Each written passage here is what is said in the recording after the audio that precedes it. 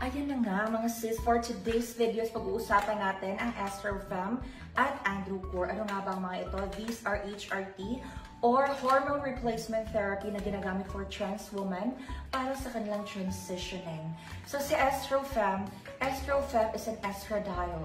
Estradiol or estrogen, female hormones po siya. So, tinitake ko natin ng Estrofem para magkaroon tayo ng female hormones. Ito naman si Androcore, this is male blocker.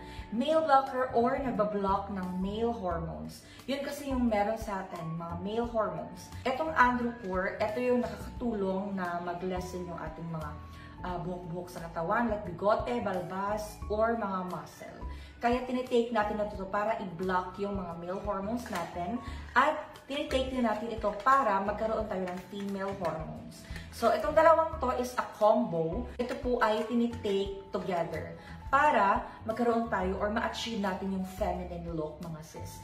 At also, ito yung piniprescribe ng mga endocrinologists, mga sisi. Kaya, ito talaga yung tinitake mostly ng mga transgender since 2015, at ito talaga yung mas safer at mas piniprescribe kasi meron na siyang estrogen, meron din siyang male blocker. So, sa gustong umorder dyan, or kung gusto niyo ng cash on delivery, available sa ating Shopee, which is Mariel Online Shop, or TikTok Shop, which is Sisters for Life PH.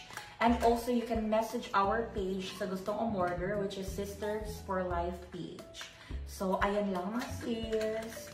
At additionally mga sis, etong Estrofem at Androcore, eto talaga yung pre-prescribe ng mga endocrinologists aside from Progenova at Androcore. May pinagtanungan ako isang friend na yung tinitake niya or piniprescribe sa kanya is Progenova at Androcore. At meron naman ako isang kilala na Estrofem at Androcore. So, it's up to the endocrinologist talaga kung ano yung mas naghiyang sa'yo or bumagay sa'yo. Kasi yung mga endocrinologist, sila kasi yung nagtitest ng mga hormone levels natin, kung ano yung dosage para sa atin, ganon.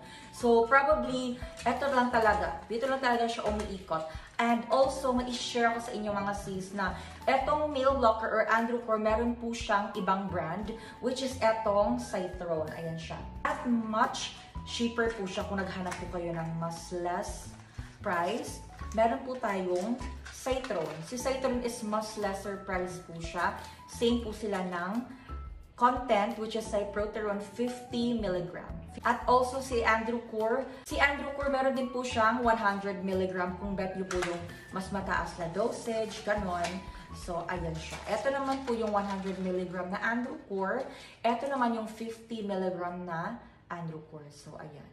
Yan yung difference niya. Ayan, if you have any question, you can message me sa ating page, which is Sisters for Life PH, or sa ating Shopee, which is Mariel Online Shop.